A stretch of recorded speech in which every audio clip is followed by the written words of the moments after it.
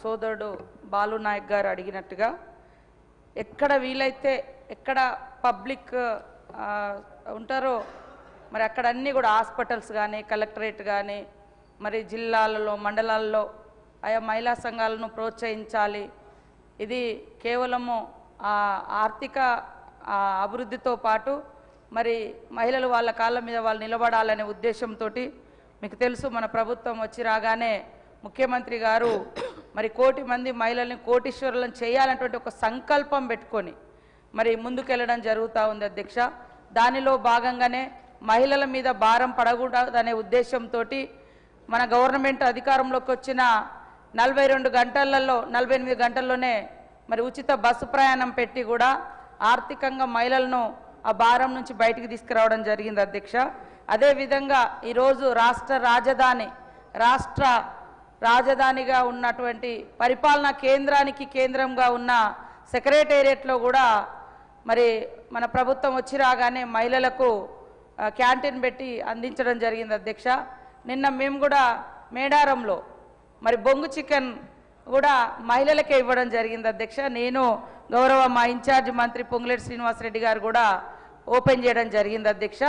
ఈ సందర్భంగా దాదాపుగా మేడారం జాతరలో ఇటు వరంగల్ నుంచి కానీ అటు చుట్టుపక్కల నుంచి కానీ వచ్చేటువంటి భక్తులకు ఎక్కడ వీలైతే అక్కడ ఫుడ్ కానీ ఇతరత్ర అవసరాలు తీర్చుకోవాల్సిన ఏమవుతున్నాయో ఈ మహిళా సంఘాలకే దాదాపుగా 500 షాప్స్కు గవర్నమెంట్ నుంచి బ్యాంక్ లింకేజ్ ద్వారా వాళ్లకు ఫైనాన్షియల్గా సపోర్ట్ చేస్తూ ఇట్లాంటివన్నీ పెట్టిస్తున్నాం అధ్యక్ష.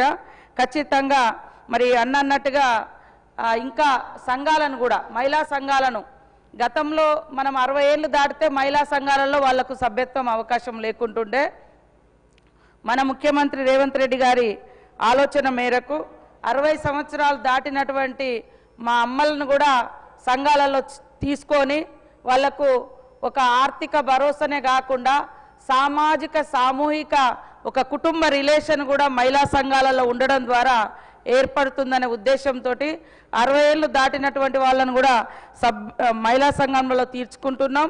అదేవిధంగా వృద్ధ సంఘాలను కూడా ఏర్పాటు చేసి మన యొక్క మరి ఎస్హెచ్జి గ్రూపుల ద్వారా మరి అదేవిధంగా ప్రభుత్వం ద్వారా వారికి అన్ని రకాలుగా అండగా ఉంటున్నాం అధ్యక్ష. అంతకుముందు 18 సంవత్సరాలు దాటితే ఉండే ఇప్పుడు 15 సంవత్సరాలు దాటినటువంటి బాలికలను కూడా సంఘాలలో ఆహ్వానిస్తున్నాం అధ్యక్ష.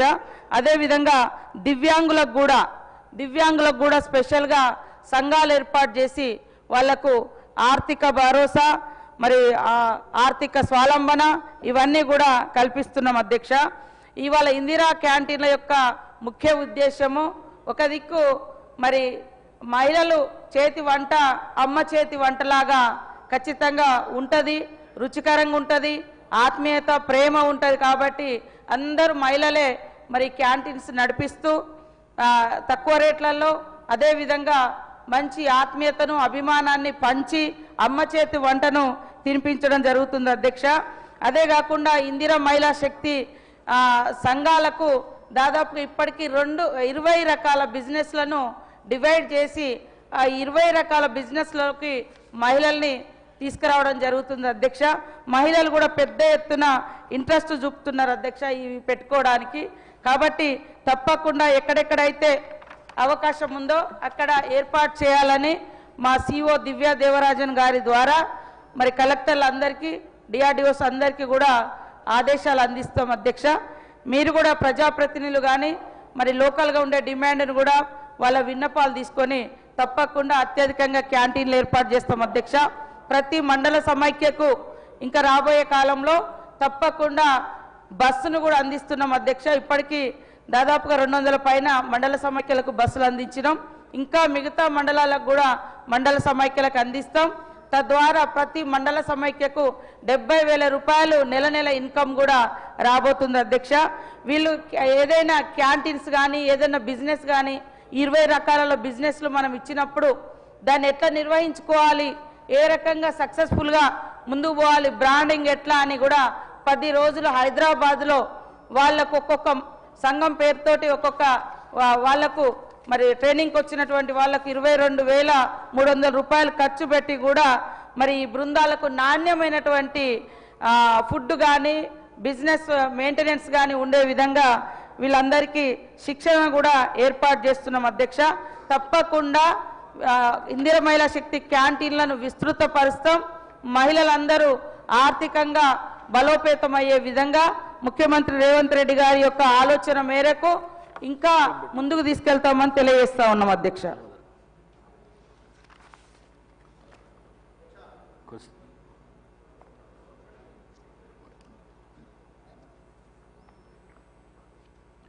ధన్యవాదాలు. తెలంగాణ రాష్ట్ర వ్యాప్తంగా